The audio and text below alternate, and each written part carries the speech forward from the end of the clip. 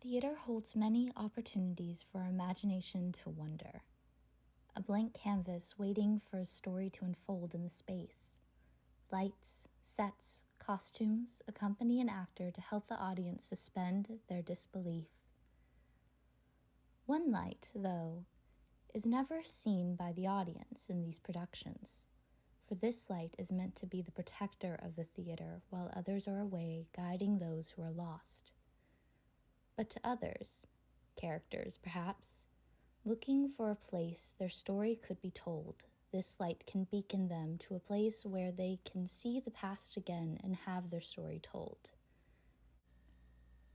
How do we get some of these characters who are full-fledged beings on the stage? Maybe they constantly visit the author, pleading with them to tell it. Our 6 characters, who remain nameless, are those who were left abandoned by the author looking for another to take them on. They are now in this theater with a ghost light, waiting for the manager to write their story, how they lived it. But as we know, the theater cannot tell the story exactly as it happened. Whose view gets told? What gets told? And does this change the story? These are all questions that are brought up by Luigi Pirandello's 6 characters in search of an author. This absurdist play really delves into relationships, whether it be amongst authors, characters, or those theatergoers. Essentially, actors are in preparation to rehearse when 6 unexpected guests arrive. Furious at the interruption, the manager demands an explanation. The father reveals they are 6 characters in search of an author to finish their story. After hearing bits of their story, the director agrees to stage it. 20 minutes later, the rehearsal is called back. This family consists of different characters and their relationships or stories. The characters insist the setting stay as realistic as possible. An argument arises between the director and the characters because these 6 characters assumed that they would be playing their parts. The characters find it amusing watching actors imitate them and didn't sense any accuracy as the scenes were staged. The fine line between reality and the acting occurring on the stage is lifted as truth becomes more prominent as the characters' lives start to unfold right before the director. The final act of the show being created takes place in a garden where the son does not want to associate himself with the family any longer. The scene ends with the child drowning in a fountain, the boy committing suicide, and the stepdaughter running out, leaving the son, mother, and father on stage. The play ends with the director confused on if what he just witnessed was reality or simply a waste of time. Either way, inspiration was gained. Luigi Pirandello was born in 1867 in Sicily. He started out as a novelist, and his first novel was The Outcast, which contained the seeds that would blossom in his later writing. At the age of 27, his parents arranged his marriage to Maria Antonietta Portolano. After the birth of their 3rd child and the loss of their family fortune, Antonietta became very violent after suffering a mental breakdown, so much so that she should have been institutionalized despite Pirandello choosing to keep her at home for 17 years. Disturbed by their mother's illness, their eldest daughter actually tried and failed to take her own life. His wife's illness had a profound effect on his writing, leading Pirandello to explore madness, illusion, and isolation in his writing. When his work finally became profitable, he was able to send Antonietta to a private sanitarium. In 1916, Pirandello turned his attention to the theater. Quickly enthralled by this new medium, he turned out 9 plays in just 1 year.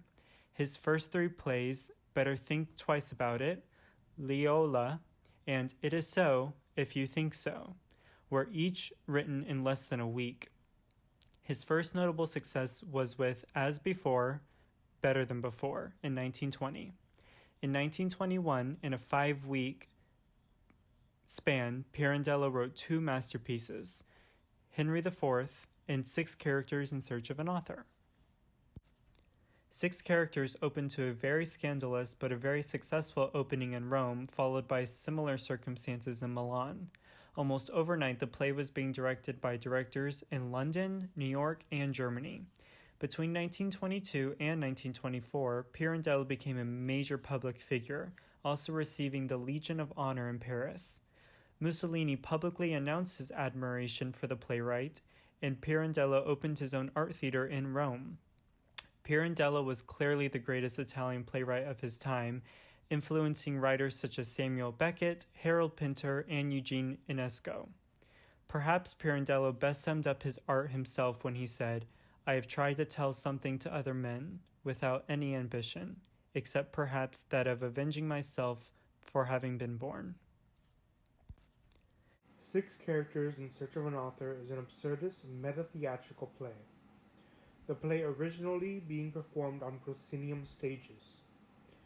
The absurdity comes from the chaos of six characters coming to life trying to tell their story from their point, while trying to find an author that will complete their story and have it be told. Meta-theater is when a play draws attention to its theatrical or dramatic aspects. In the case of Six Characters, this aspect comes from how the characters know that they are indeed characters of an unfinished story, and the fact that this play takes place at a rehearsal in a theater. For this show, the technology doesn't change very much, while still being updated. Lighting is still overhead in the original production. However, we now have more control over the lighting, and the set design remains simple overall. In a modern production, to give a more ghost-like appearance, we can use fog machine upon the appearance of the six characters. While originally on proscenium stages, in a modern show, we can now comfortably sit the audience in a way that they are more immersed as if part of the rehearsal itself. The characters are seen in dull, washed-out clothes, making them appear ghost-like in comparison to the ones in rehearsal. Most of the characters are dressed in black for mourning, with the exception of the father and Madame Pace. Father is put into washed-out green jacket and light pants, and Madame Pace has dark, worn-out red or black silk. The costumes for those outside of the characters are wearing more modern clothing as seen as typical rehearsals, jeans and layers of clothes for cold or workout clothing for easy movement. The colors are lighter, at a jeweled tone to give contrast to the duller characters. The set is set up like a typical rehearsal with chairs scattered around for the actors. The audience itself sits on the stage, facing the house as if part of the rehearsal, seeing all the events unfold, getting each a different view. There's a costume rack, a table for the manager, and chair blocks set up. The scenic elements are made from items easily pulled from the theater storage by the stage manager, making the world even more real to them. For example, in the scene where the child drowns, the fountain would be an empty blue storage bin, and wooden coat racks with hats from the bin would stand in for the trees. The illusion of perfection given to us through technology has posed a challenge in finding our identity. A photo can frame oneself in the best light. A series of photos making a profile may tell the public what type of person you are. For any second on the web, you can find people cramming themselves into a box to fit into an archetype, a character, what they want the world to see. To the director in the play, a proscenium frames a story in a similar way, providing boundaries between the story and themselves. The challenge becomes showing the reality these six characters have lived through, in the boundary of the proscenium. The forcing of the story to fit the form of theater comes with the nuance of their story to be taken away. With social media, nuances are what we are missing. A perfectly framed illusion does not show the work behind it. When the pandemic hit, many were left with the artificiality of social media to fulfill their social need. Insecurities and anxieties were only heightened by the frame image. We may strive for that illusion, or the character we make for ourselves. We also take influence from other people who are also portraying their own story for the world. Every single different person in life leaves some sort of mark on us, whether it be from a directional vision, for creative inspiration, or to teach us a lesson. How we present ourselves, how we talk, who we talk to are all tools we use to portray our story to the stage of the world. If all the world is a stage and we are merely actors, what is the character we are playing? Is the character the illusion or the reality?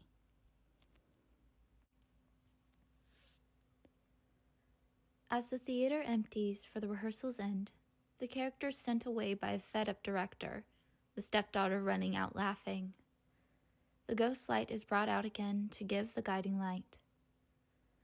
Only this time, when it is turned on, the shadows of the characters still wait there for the next person to tell their story.